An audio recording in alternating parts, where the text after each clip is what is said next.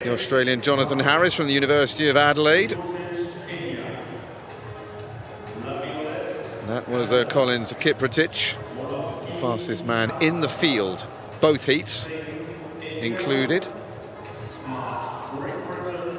There's Oliver Smart, who will have dreams, I'm sure, of a gold that were won by John Mayok back in 1991, and then Andy Vernon in 2011 in Shenzhen in China.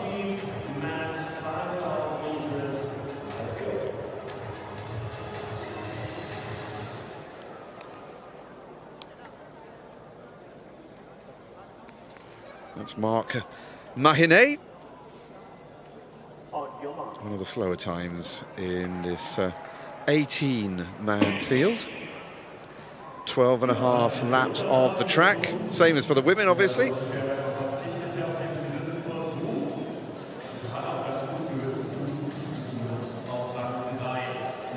Straight in front goes Collins Kiprotich. We saw that with Saro Wanjiru as well, the fancied Kenyan in the 5,000 metres.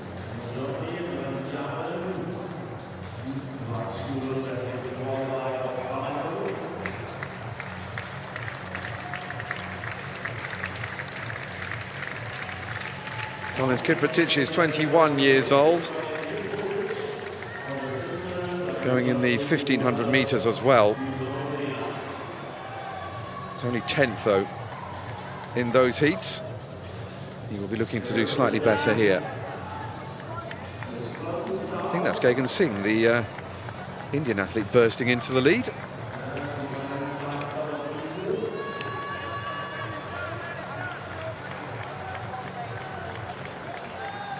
Following him is the New Zealander, Toby Golter. Here he is, wearing bib number 12. 13:47 PB now, set this year.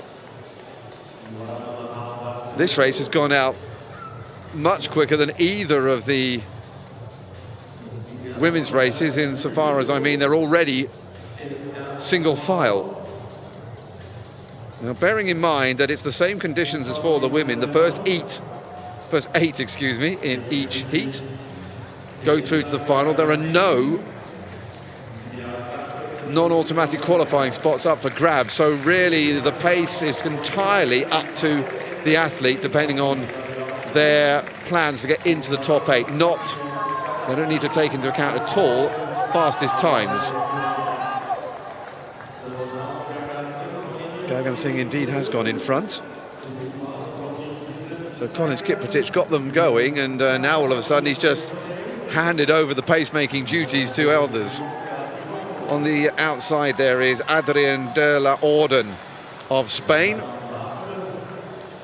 22-year-old, who went to the European Junior Championships 4 years ago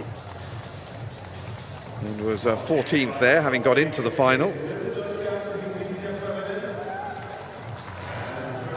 So the pace taken up then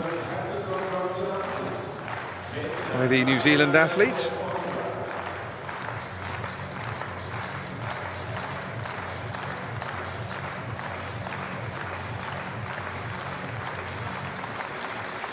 A couple of national titles for the 24-year-old, Toby Golte.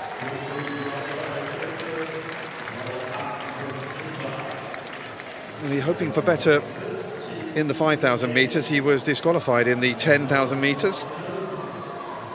And he's been to the World Cross-Country Championships as well, and was part of the New Zealand team. And he's gone off at a right old clip.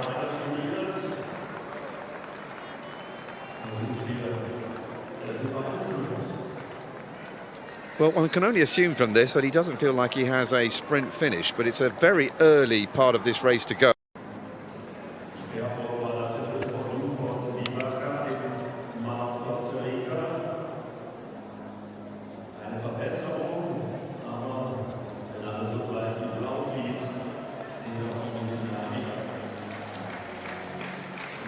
US-based is Golter. He goes to the North Carolina State University in Raleigh. A great hotbed of athletics in the state. It's not all in the Northwest, in Eugene in Oregon. So the men are now installing themselves, and we'll go and catch up with the long jump. Bento coming in for her final jump in this 3-jump heptathlon long jump. She can. Good on the board. And again, it's going to be around the similar sort of distance of 570, 575 for Bento, the Portuguese athlete. Was in 4th place after the 4th event on day 1. But this means that she's going to slip down that leaderboard just a bit.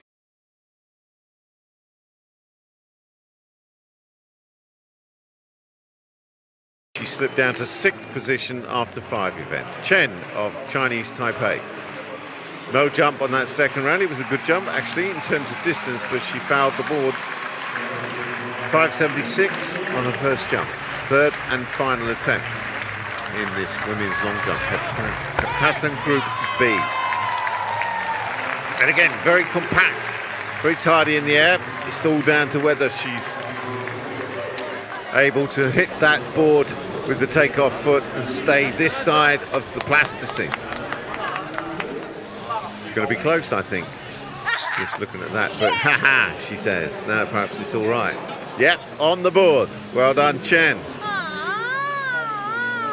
But disappointed with the result. Stays the same, 576, the same as the first jump. Back to the truck. Well, Gautier is still out there in front for New Zealand. He's growing the lead, if anything, and in the pack behind him is Oliver Smart of Great Britain, Gagan from Kazakhstan. Smart, easily the quickest of that 3 runners, who are the nearest chasers to the All Black of Gautier. Also running well there, Arthur Gervais, the Frenchman, and who perhaps is still thinking about the victory for Simon Bedai, his countryman, 2 years ago in Chengdu in China. The conditions of running there were a lot tougher than the ones here, much more humid over there in the Far East. As we say, it's one of the reasons, I think, why the World Championships have been delayed until September, right at the end of the summer season for athletics, because of the conditions they hope will be just slightly kinder.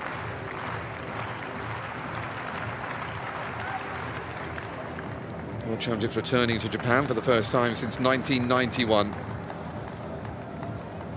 And of course, the long jump world record was set in probably the best competition we've ever seen.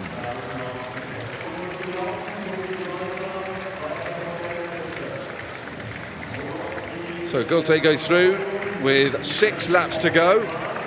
The Frenchman's going to come round the outside and come past the Kenyan, Kiprotich.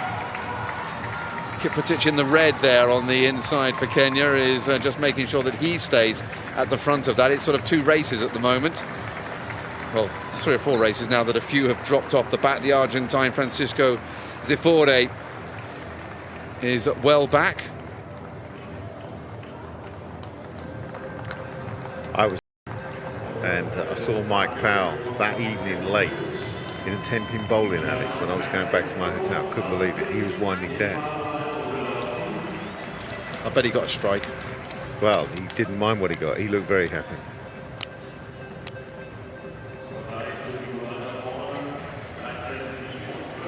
A 100-lane 10-pin bowling alley, 50 each side. It was massive, and he was there on his own. I popped in just to have a look because I couldn't believe the size of it, and there he was,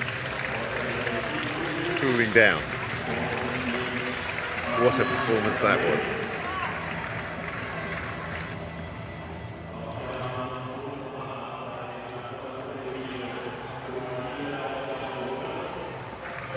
Bielska lining up.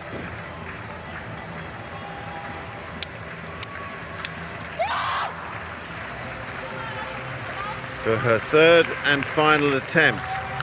She needs to pull out another big one, 576 in the second round. She's warming to the task. Now, that's a slight improvement, I think. As long as it gets the green light. The stick is in the sand, so it's being measured by the looks of it. Yep, she's on the board. It's probably around the same distance. That line in the sand is just a little misleading. But Bielska has been consistent, if nothing else. She moves up to 6th position.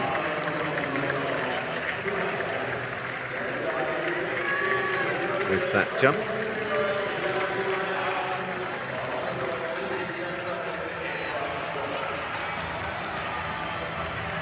Band 5:49.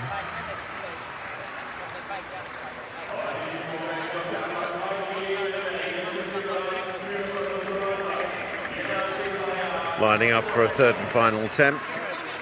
5:52 in the first round.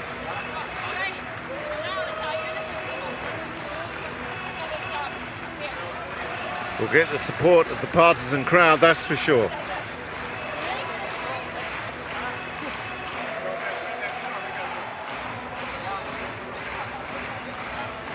That Bielska jump, by the way, an improvement 5:87, so that's why she moved up the board a little bit at the conclusion, the measurement of that jump. Band 5:52 so far.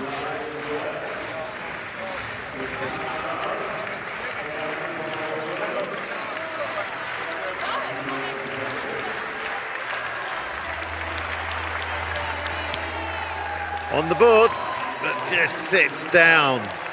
Again, just doesn't seem to have that extra little bit of energy in the air to get those legs shooting out. Seems to sit up almost.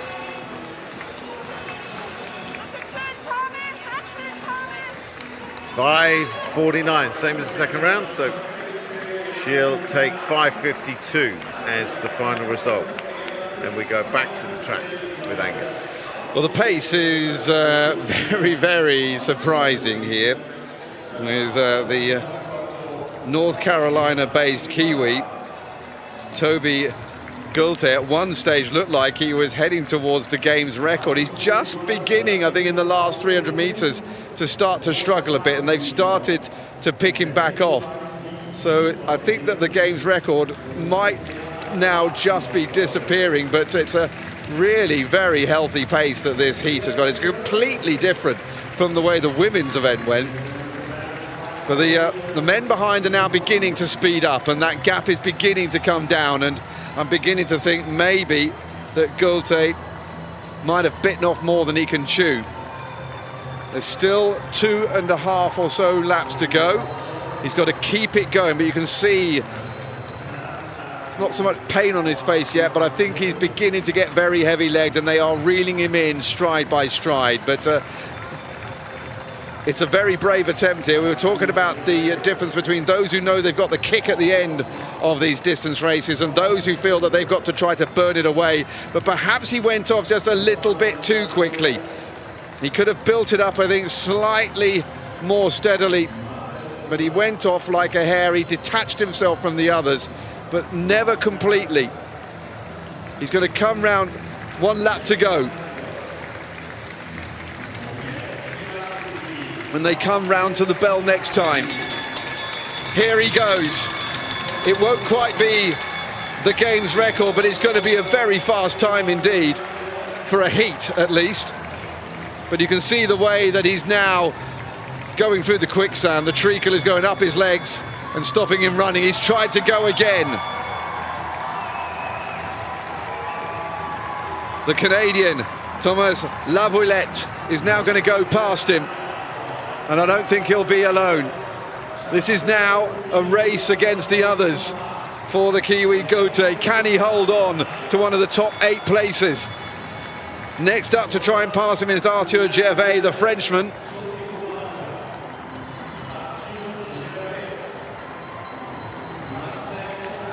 Into the straight then, Gervais goes past him, but this is tremendous from Gulte. He's going to hang on. He's going to get the 3rd place finish and go through to the final. Quite what that's done to his legs ahead of that Saturday final, I don't know, but congratulations to him. More sensible running, I think, coming from the Kenyan Collins Kiprotich, the fastest man in the year 2025 of those who are entered for this race, and he took a much more pragmatic view, I think, to things. Gervais in the end sprinting all the way through to win it in 14.07. Thomas Lavalette, as we said, in second place for Canada. Gauthier himself across the line. He had a 40-metre lead at one stage, but comes across third. Marcel Tobler, the fastest man on personal best, comes in fourth. Collins Kiprotich, easily within himself, comes across in fifth. Jonathan Harris of Australia, sixth. He too will go through to the final, as will the British athlete Oliver Smart. And the final qualifier will be the Spaniard Adrien de la Orden Adriano. Well, that was a very entertaining race, unexpectedly. I wasn't expecting that from a heat of 5,000 metres. They're usually a lot more prosaic.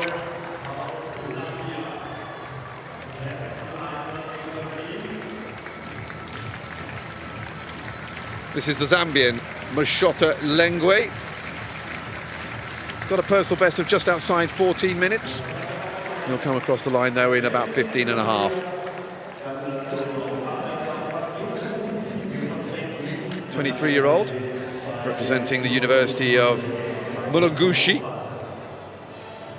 from Kabwe in his home country.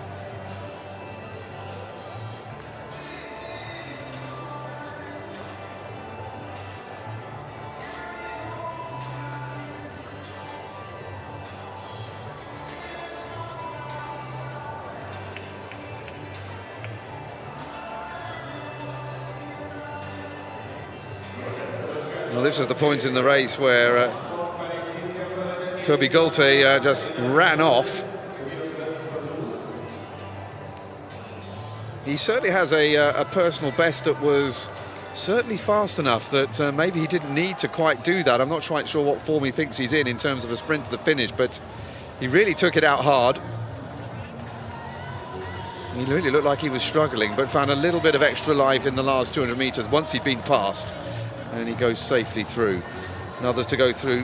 Tobler there with the fast finish, as Austria look for their first gold medal in this event. Canada's Lavalette showing us that he felt he was well within himself.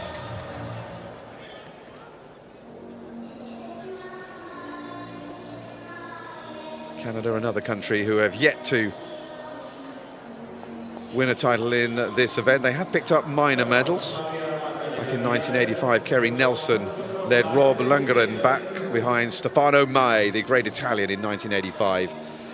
There, though, are the qualifiers: Gervais, Lavalette, Gauthier, Tobler, Kiprotich, Harris, Smart, and de la Orden Adrino will take their place. Good personal best, though, even though they won't qualify, for Kugeli of Botswana.